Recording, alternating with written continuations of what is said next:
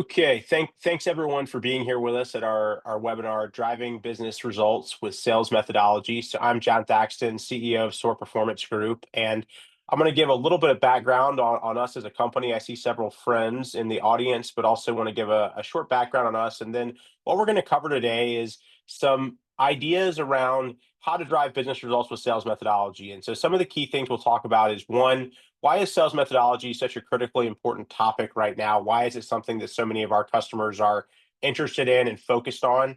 Number two, what should a good sales methodology include and what is a sales methodology? And then number three, what are some of the key things that you need to put in place to have a strong sales methodology deployment and to really drive business impact with sales methodology? So looking very much forward to our session today and really appreciate everybody who's taking the time to join us.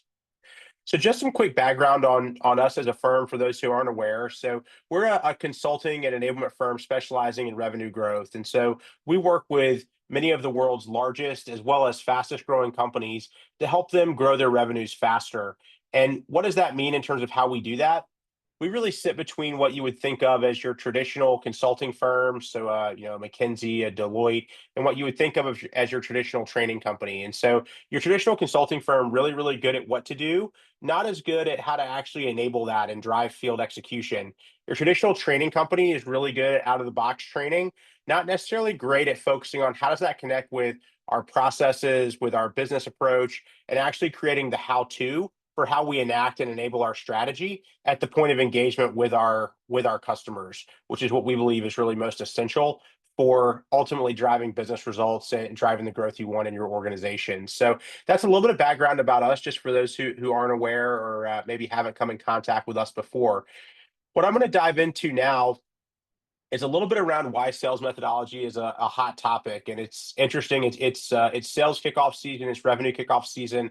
I've been at several over the past couple weeks, and sales methodology is a topic that's been at every single one of them. And so there's really four things that we see that are driving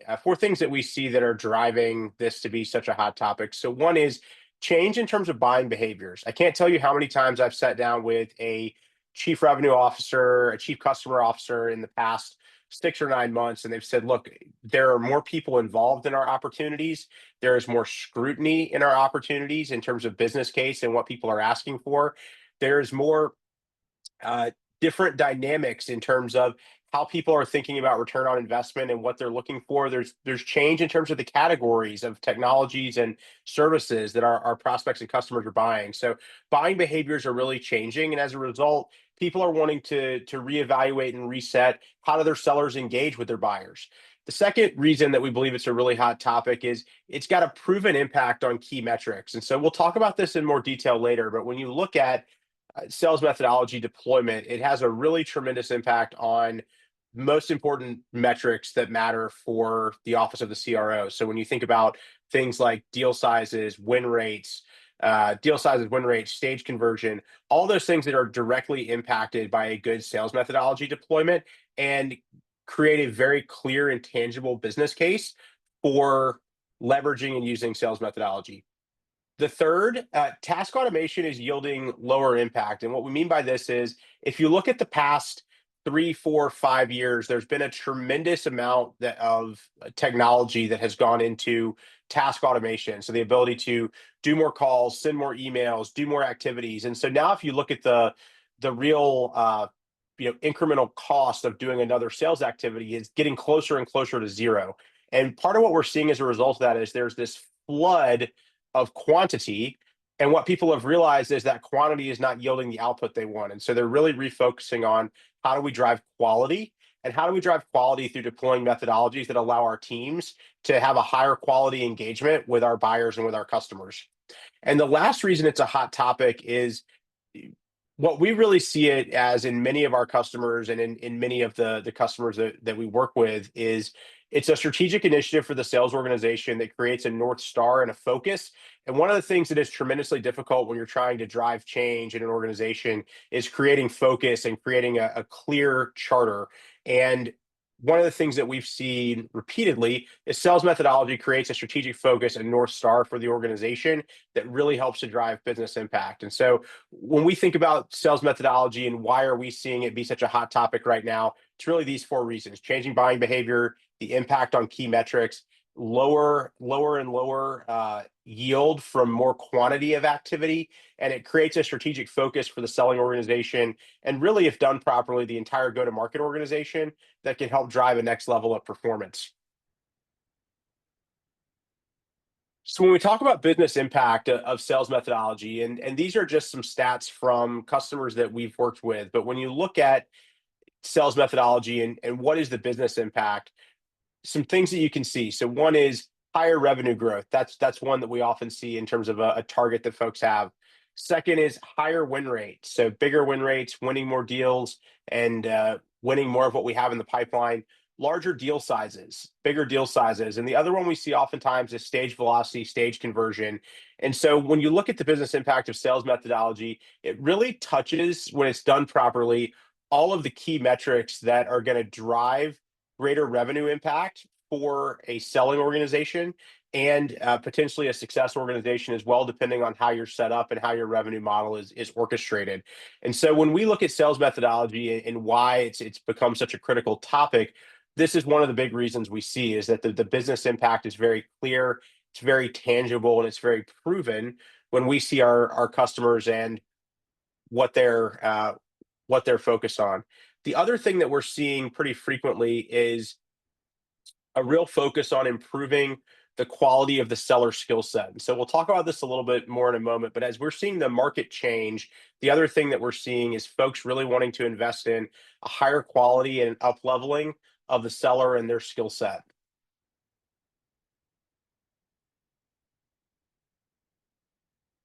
So this is one of my favorite questions because I can't tell you how many calls I get on with customers, prospects, and other folks where they say, "Hey, we really want to implement a sales methodology." And the first question that I'll always ask is, "Well, when you say a sales methodology, what is it that you mean? What is it that you mean?" Because sales methodology means a lot of different things to a lot of different folks. So sometimes when I ask that question, what I get back is, "Oh, we really want to look at something like MedPick, or we really want to implement a training, or we really want to implement a new process." And so oftentimes what people think of as a methodology is really kind of a piece part, but they haven't really thought about it holistically. And so one of the definitions that I really like that I think lays out what is a sales methodology in a good and clean way is the definition from Gartner. And so their definition is that sales methodologies are the guiding principle for how a sales organization engages current and prospective customers, dictates sales processes, and develops seller skills and enablement support.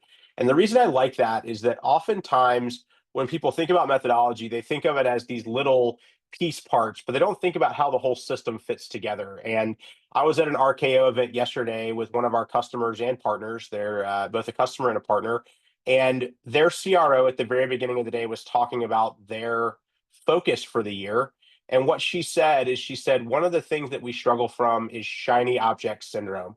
We have too many shiny objects. We have too many different things that we do that aren't connected together into a guiding North Star and a guiding approach. And I think that really sums up perfectly what I see around the challenge folks have with deploying sales methodology is oftentimes they do lots of little piece parts, but it's not organized into a cohesive program, and it's not all connected together and threaded together so that it actually enables a seller to be more effective at the point of engagement with their buyer.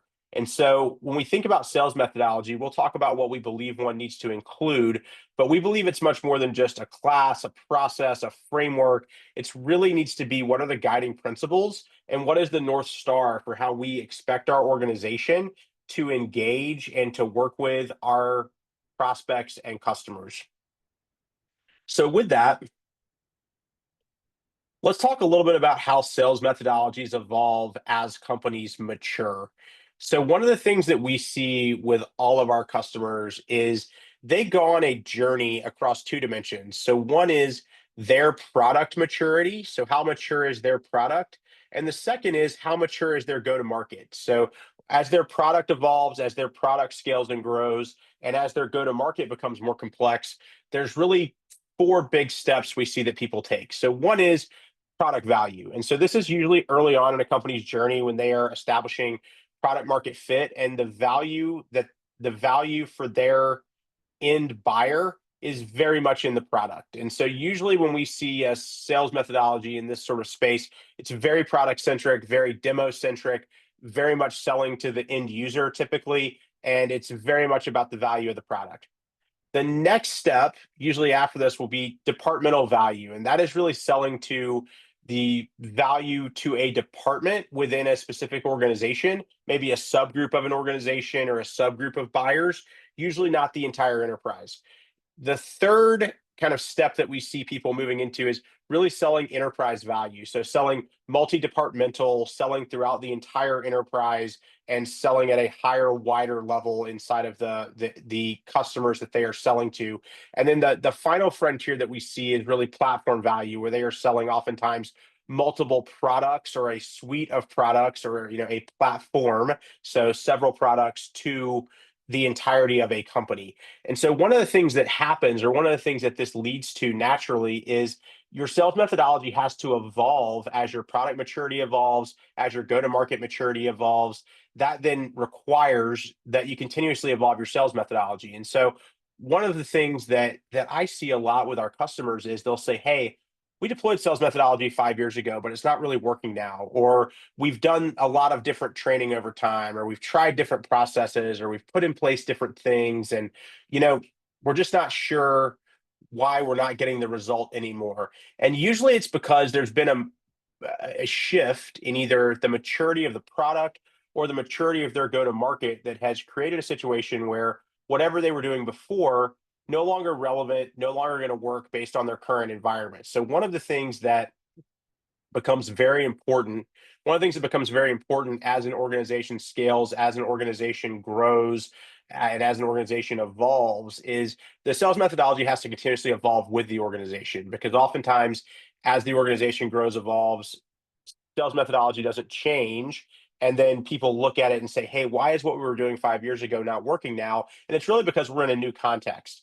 The other thing that I'll add around platform value, especially as for, I'll say, very mature companies, is there's often an element there too where they start to change business models. So a lot of customers and prospects that we're working with now, moving from traditional business models into as a service, that changes the way you have to sell and engage with your buyer around that. And so as the company evolves, as the go-to-market evolves, your sales methodology inherently has to evolve and grow with it. So with that, let's talk a little bit about a sales methodology, and what should a sales methodology enable sellers to do. And so when we work with our customers around sales methodology, there's one thing that we believe always has to be at the center, which is buyer outcomes. So what are the outcomes that our buyers care about, that our capabilities deliver on, that we can do better and differently than our competitors?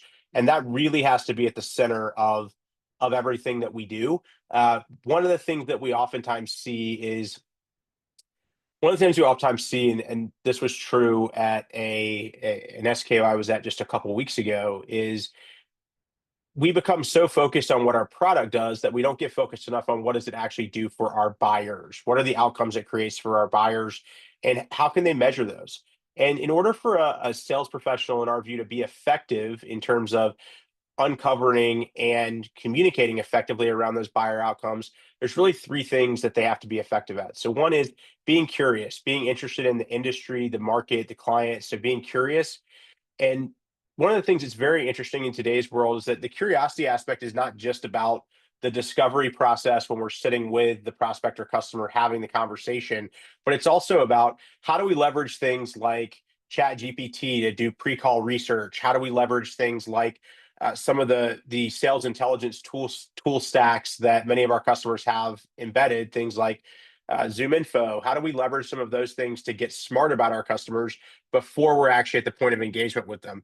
And really leading organizations are making this super easy for reps. So I was with the head of RevOps at one of our customers a few weeks ago, and one of the things that she said is, look, we don't want our sellers to have to be prompt engineers, but we want them to be as prepared as they can possibly be when they're showing up for engagements and interactions with our buyers. And so one of the recommendations we have, in addition to building on the discovery skills for your teams, is also helping to build some of those pre-call research elements in a way that they're easily consumable and easily repeatable, so that they can have that right information to help them start that discovery process at a little bit deeper level than they might otherwise. So the first thing that's really critical is being curious about the industry, the market, the client. Second is bringing a perspective. So having a point of view about the prospect or the customer, and what are the best ways for them to achieve their outcomes. At the RKO event I was at yesterday, I was sitting with one of the RVPs of sales for the company that we were with, and he said, look, we have to be able to come to all of our customers and buyers with a point of view around what is the best way for them to achieve the outcome they're trying to achieve. We can't just show up and say, hey, we have all this cool technology, we have this great platform, here's all the stuff you can do with it, here's the art of the possible. We have to be able to show up and say, hey, here's the best way for you to get what you're trying to accomplish, and then let them react to that. And he said, when we do that, we have a much higher sales velocity, we have a much higher win rate. And oh, by the way, we can also qualify in and out based on, does our point of view match with what our buyers are thinking and what they're expecting? So the second thing that we believe any good methodology needs to do is allow sellers to bring a perspective and have a point of view. Third thing that we believe is really important in any good sales methodology is the ability to build momentum. And when we say build momentum, there's two elements to this. And the book, The Jolt Effect, that Matt Dixon recently wrote, brings up a lot of good research around this. But building momentum is really about creating decision confidence. It's about creating decision confidence in two elements. One is decision to move away from the status quo. So that is kind of decision A.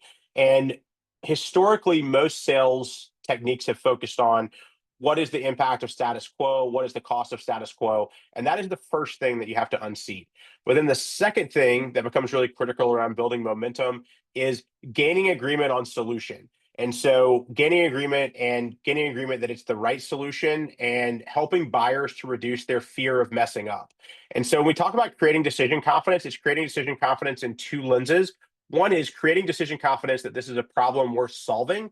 And second, creating decision confidence that the way we're going to solve it is the right and the best way to solve it for this buyer based on the outcomes they're trying to accomplish. And there's two different skill sets that you have to be effective at that. And so when we think about sales methodology, what does it ultimately need to enable a sales professional to be able to do? Three things: be curious, bring a perspective, build momentum, all with a focus on buyer outcomes and the outcomes we want to drive for our buyers. Now, when we talk about sales methodology and what should a good sales methodology include, as mentioned before, we really see buyer outcomes as the overarching guiding star for everything that we do from a sales methodology perspective. But there's really three things that we believe are important to include in a sales methodology. So the first is process. Second is tools. The third is skills. And so oftentimes what we see when people talk about methodologies, they talk about piece parts of this as a methodology. So they'll talk about something like MedPick and say, hey, MedPick, which is really a qualification tool, is our methodology. And in reality, that's a qualification tool. It's a tool for qualifying, is an opportunity there or not, but it's not everything you need to progress an opportunity. It's a great X-ray on an opportunity, but it's not everything you need to understand and successfully navigate and win an opportunity. So when we think about sales methodology, we believe that your process needs to be aligned with your buyer outcomes and what are the things your buyers are trying to accomplish. And so, for example, one of the things that we often see with our prospects as it relates to process is they want to sell on value or they want to sell on outcomes, but oftentimes stage two of their sales process is do a demo. And oftentimes that is way before they have even discovered what are the outcomes this buyer wants to accomplish. So right all of a sudden, you have a conflict between what is the process we're running and what is the desired way in which we want to sell. And so one of the things that we believe is really important is aligning our process with the way that we want to engage with our buyers, but also the way that they want to be engaged with. And so there's an art to this as well, which is we don't want to demo too early, but we also don't want to demo too late. And so there are ways to think about how do we align with the buyer, what are their expectations as we go through this. And a lot of times when we work with our customers, we'll actually spend time deep diving with their buyers on how do they buy, how do they work with them, how do they want to be worked with, and aligning our sales process with that. The second is tools. And so we talk about tools. One of the things that we see oftentimes when folks roll out a methodology is they roll out a methodology and everybody says, hey, this is great in theory. How do I actually use this? Like, how do I use this with my customer? How do I do this in real life? Like, how does this actually look? And so one of the things that we think is extremely important when we talk about tools is creating real examples of what does good look like that sellers can take and use in the field and say, hey, you know what? This may not be exactly like my prospect or customer, but I can leverage this. I can use this. I can massage this to make it work. So one of the things that we've seen over 15 plus years working with sellers is most sellers are very good at modifying something that they've seen work for someone else. They have a hard time generating or creating on their own. And so when we think about tools, it's not just creating the tool sets, the playbooks, the job aids, but it's also creating the examples of, hey, here's what good looks like. Here's what works. Here are the standards that we expect, and aligning that with our tech stack. Then the third piece is the skill sets, right? When we think about the skill sets, it's really the three things we talked about in terms of the ability to be really curious, really interested in your customer and your prospect and in their business situation. The second is the ability to have a point of view, the ability to drive that point of view with your prospect or customer. And the third is the ability to build momentum and create decision confidence. And so when we think about a good methodology program, a good methodology program is really going to hit on each of these subcomponents. On each of these subcomponents, it's going to hit on and it's going to enable and allow two things. One is it's going to enable and allow the sellers to understand what do we need to do, when and how do we need to do it, and how do I bring all this together at the point of engagement so that it actually makes a difference for what I'm doing day to day with my buyer.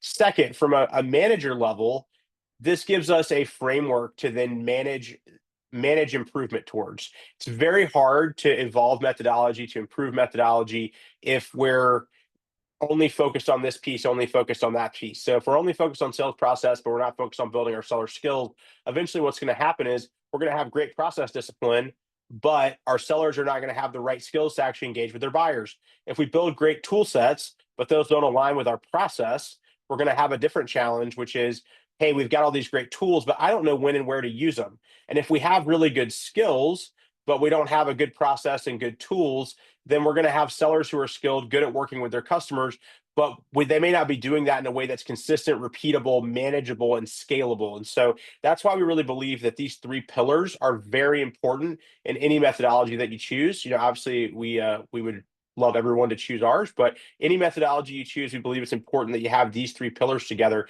That's also why we believe it's very important to adapt whatever methodology you're going to use to the context of your buyers, to your customers, and to your environment.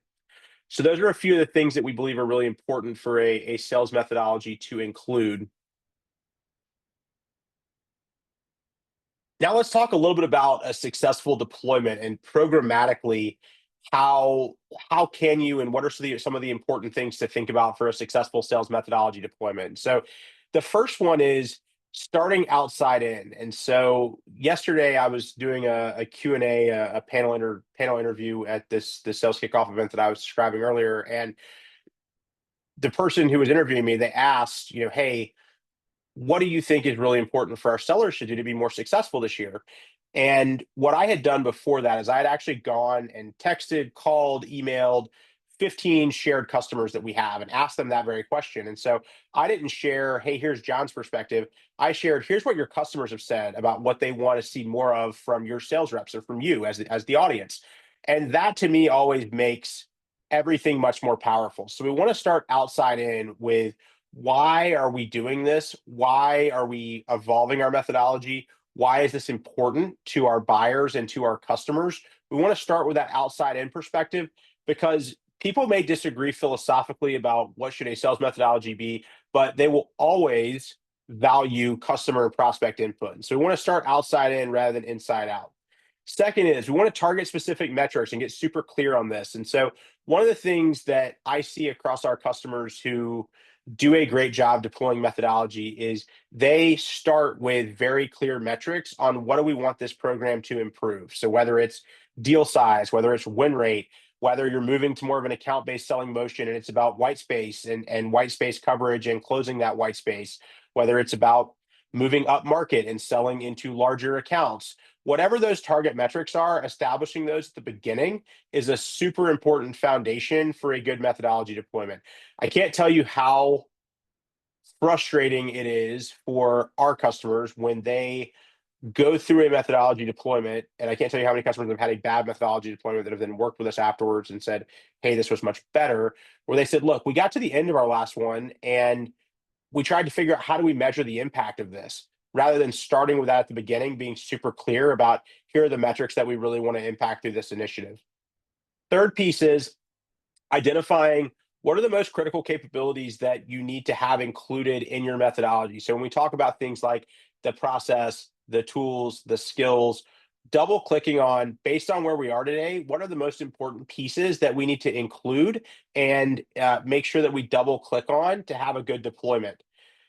Next is aligning with the go-to-market motion. And so when we talk about go-to-market motion, this really means understanding how do we go to market, how do we sell, and how do we make sure we adapt and align our methodology to how we are actually wanting our teams to sell and the behaviors we're wanting to drive in the field on a day-to-day basis. And so I can't tell you how many times people have come and we've been in a discussion with them and they've said something like, hey, you know what? We deployed a methodology and it was really overkill. It was really much too heavy for where we are. Or we deployed a methodology, but it really wasn't robust enough. Or we deployed a methodology, but it worked for this segment of our business. It didn't work for that segment of our business. It was kind of okay for this group. So making sure on the front end, you're very clear about how do we align this with how we actually go to market, how we sell, very important.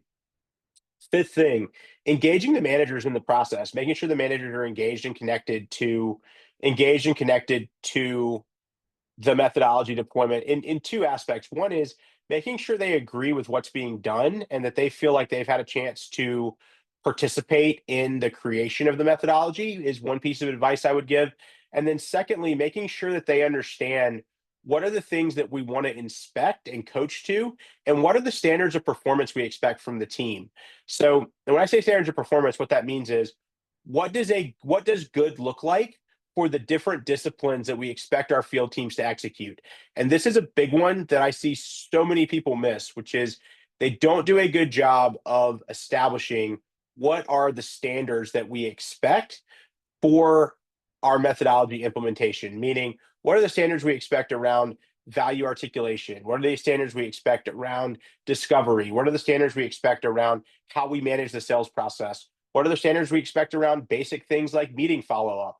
What are the standards that we have? And making sure the managers are really clear on what is that standard and how do we expect everyone to adhere to that standard as we grow and as we develop as an organization. Sixth thing is integrating with the business. And so we'll talk more about technology and the importance of aligning your methodology with your technology. But one of the things that we see frequently is sales methodology ends up becoming this thing that sort of lives over to the side. It's not really integrated with the rest of the business. So it's not integrated with the tech stack, it's not integrated with the tools, it's not integrated with the way we're doing deal reviews. And we're working with a customer right now where we did a deep dive on their sales process. We sat through several deal reviews. We sat through several other different types of coaching interactions that they had. And all of these things had a different format to them, right? So in theory, they had a methodology, but it was not being applied in any particular way in terms of the way they inspected deals, the way they coached deals, the way they did account planning, all very disparate. And so when we talk about business integration, it's making sure that we have that process, those tools, those skills integrated into how we're working end to end.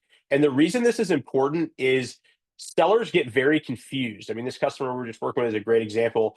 Sellers get super confused when you're asking one set of questions in a deal review, you're asking another set of questions in a forecast review, you're asking another set of questions in meeting prep, your manager's asking another set of questions in your one-on-one, and oh, hey, by the way, over here, we've got this methodology training stuff we want you to go to. And so what we're working with them on now is really actually bring all that together into a cohesive methodology that actually is aligned with their go-to-market rhythm, aligned with their technology tools, and aligned with how they're working so they can actually get impact out of it, right? Because if you're doing just a methodology class over here, and then you've got all these other things that are disparate, it's very, very hard to drive traction. It's very hard to drive sustainability, and it's hard to drive application. And the last thing that we see that's really important in terms of successful deployment is measuring results and adapting over time. And so we talked about this earlier, but one of the things that is really important is identifying the metrics you want to focus on at the beginning, coming back and measuring those at the end, but secondly, adapting over time. So what usually happens is organizations deploy methodology in a big bang approach where they push it out, they do a bunch of different things, and they stick it on a shelf, they set it and forget it. They don't have a continuous improvement motion around how do we continuously refine and improve our selling methodology. And so what ends up happening when they do that is they do a methodology deployment 5, 6, 7 years ago. They set it, they forget it.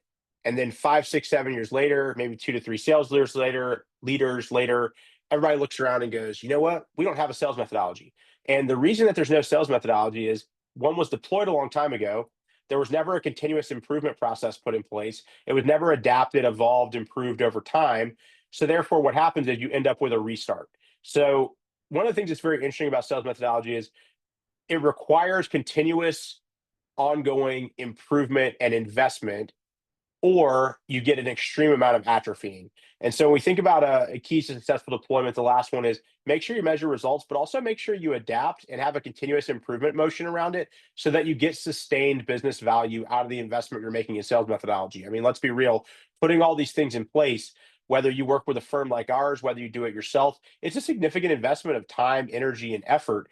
And to get real value out of that, you've got to have a continuous improvement plan in place so that we are continuously evolving it as our business changes, because our products change, our buyers change, our market conditions change, our competitors change. And if we're not continuously investing in that improvement process, we're going to get left behind. And all the work we did is going to really end up being shelfware. So that's one of the last things we see as a really important piece there is make sure you have that continuous improvement lens. So one of the things that we see that's really changed in the past few years is the way that you can connect methodology and technology. And we work closely with our partners at Seismic around this, but regardless of what enablement tools you have, there is a tremendous amount more that you can do now around connecting methodology and technology. And so a few just example use cases I'll give here. So one is, if you think about the left side of this slide, the ability to actually plan out your programming and plan out your change management approach, super valuable. You can do this inside of tools like Seismic to build your end-to-end methodology program. The second, when you think about the activation imperative, one of the things that's really interesting is when you look at tools like call recording, AI transcription tools, a lot of the things that are available now, there's actually a tremendous amount you can do around activation and coaching.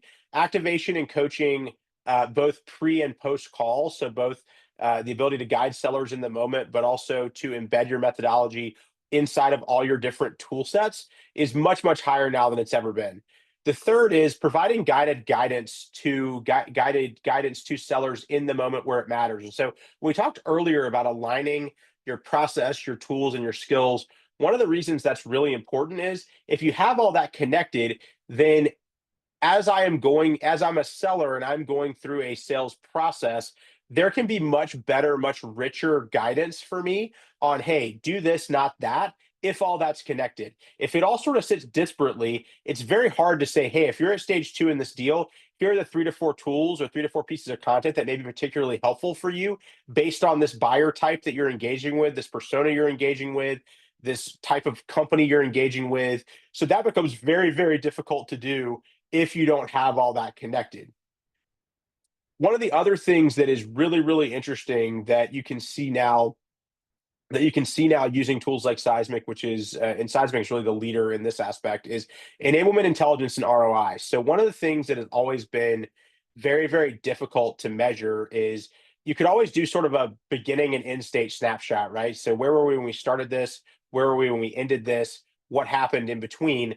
But one of the things that was really, really hard to ever do attribution around was at what level is the methodology being adopted and used, and how is that impacting deals? And so one of the things that you can actually see with Seismic now is deep analytics around who are using the different methodology tools, who are using different methodology approaches, how is it being adopted into deals, and what is the impact on things like win rates when we use it versus don't use it. So you can get a much deeper lens, a much richer view around what is the actual ROI of these programs, what is the actual business impact of the programs we're seeing, and what is the actual transfer in terms of what we are deploying to what's actually being used in the field.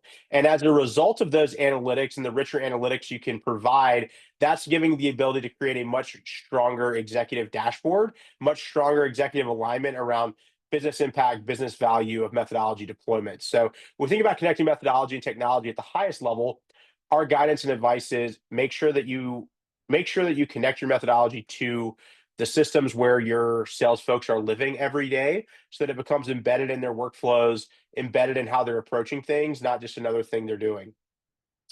Second thing we would recommend is if you have an enablement platform, you should leverage that to actually get insights around adoption and analytics around adoption. If you don't have an enablement platform, we recommend you investigate Seismic. They're a great partner of ours and somebody that we really value their partnership, and they're also really leading in a lot of the enablement intelligence and ROI and the ability to scale that and to communicate that across multiple audiences. So when we talk about measurement, we talk about analytics. A few things that we think are really important to look at, and it's following the DEAR framework. So one is deployment. To what level are the programs being deployed? So that's going to be kind of your typical, how many team members are being trained, who's been through the training, at what level have people uh, been enabled on the methodology. The second is engagement. So are people engaging with enablement programs in a meaningful way? And so this is going to be things like knowledge tests, feedback surveys. The only caution I would have on feedback surveys, it's really funny. One of the people who runs enablement at the company we were with yesterday, she said, feedback surveys are kind of useless because half the people always like it, half the people always hate it. So then it's hard to figure out like what is actually good. So the one warning or one piece of advice we have around feedback surveys is they can be directionally helpful for trend spotting, but you don't really want to rely on them as your only source of feedback because they can be both confusing and misleading. So when we think about engagement, knowledge tests, feedback surveys, adoption. So this is where something like an enablement platform can be really important because you can actually look at what level of adoption of the different tools, the different frameworks, the different approaches are actually being put into place. So you can start to look at things like activity metrics, success case captures, adoption metrics in terms of specific frameworks and tools. Again, you can look at things like your call recording software here for analytics and insights around what types of phrases are most being used. Are people talking in the language that you want them to speak in around your methodology? And how is all that coming together? So this adoption piece is one of the places where a lot of the modern tool sets can be very, very helpful.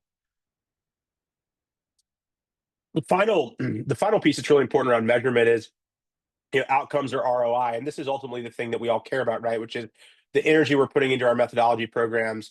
Are they driving business results? And so there's two ways we think about this in terms of outcomes. One is leading indicators. So for example, we were working with a customer where they wanted to drive more as a service opportunities. If you're doing that, you want to start to look at, okay, are we creating the right type of opportunities? Are we creating the right size of those opportunities? Are we engaged with the right people at the account to sell these type of opportunities? And then secondly, we want to look at our lagging indicators. So things like revenue, deal size, win rate, those things are going to be more post indicators rather than our leading indicators. One of the things that we believe are really important is to make sure we have both. We often see folks just look at the lagging indicators, and part of what becomes challenging around that is it becomes hard to drive your change management, hard to see, are we moving on the right pathway if you only look in the rearview mirror rather than the front windshield as well. So with that, I'm going to open up for Q&A. Let's see if we've got any questions. All right, we've got a couple questions from the audience. Got a couple questions from the audience, so I'm going to answer these. So first question was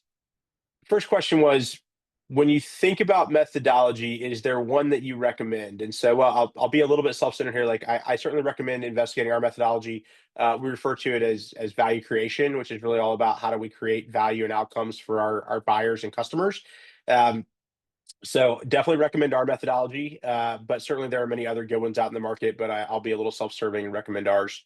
Um, Second question, how do you think about aligning methodology between sales and success? That's a great question. It's a great question. How do you think about aligning methodology between sales and success? So when we think about, and I was actually just having a conversation with one of our customers about this yesterday, right? So there are certain elements of sales methodology that are very specific to pre-sales. So things like sales process, things like your sales process, your forecasting process, your sales process, your forecasting process, your approach around how you actually inspect deals. There are certain things that are going to be very specific to your post-sales process around things like success planning, onboarding, value realization. How do you actually drive your QBR, EBR process? So there are going to be things that are different, but the one thing that's usually going to be common are going to be some of the specific pieces around how do we speak to our buyers in a consistent manner? How do we talk about the value of our platform? How do we ask the right types of discovery questions? How do we deal with different objections that come up either from buyers or customers? And so when I think about it, how do we connect across both? There's sort of a tower of things that are, very sales specific, a tower of things that are very success specific, and then there are some things that thread between the two. And the thing that we see that threads between the two is really how do we communicate around the outcomes we're driving for a customer. The process of how we enable those outcomes is going to be different pre and post sale, but the outcomes and how we speak about those outcomes with our buyers and customers, that's really the common thread that we see between the two, along with how we measure those outcomes. So those are sort of the thread that we see between those two towers. Another great question we had: what do you think is the best way to drive adoption for sales methodologies? Again, people ask me this question a lot, actually, and the answer I always give is it's really all about the manager, right? So, in my experience doing this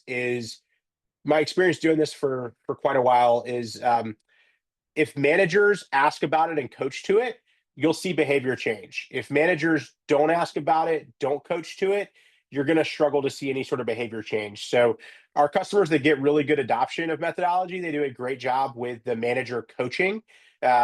What they are, our customers that don't get as good adoption, they struggle with the manager coaching. And there's a couple of reasons for that. One is usually because the managers haven't been properly bought into or engaged in the process.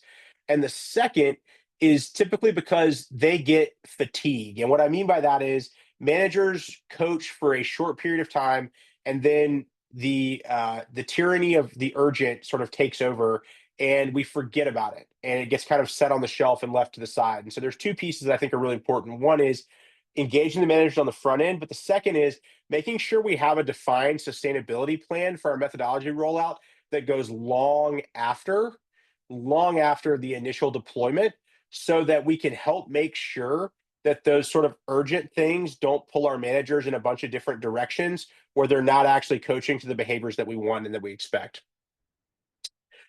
Great questions, and thanks for those from the audience. So a couple things in conclusion, and really appreciate everybody taking the time to be with us today. So one is you can download our ebook. If you snap this on the screen, that'll give you a download link. You can also go to our website. It's available there. It's an ebook around our value creation methodology and why we believe it's a really beneficial methodology for go-to-market teams. The last thing I'll mention is as follows. If you want to get in touch, this is my email. So John Thackston at SOARperformancegroup.com. That's my LinkedIn as well. I really appreciate everybody taking the time to join us this morning. Hope you got some good nuggets out of this that can be helpful for you on your sales methodology journey. And with that, I'm going to wish everybody a wonderful Thursday and a great weekend. Thanks, everyone, and we'll talk soon.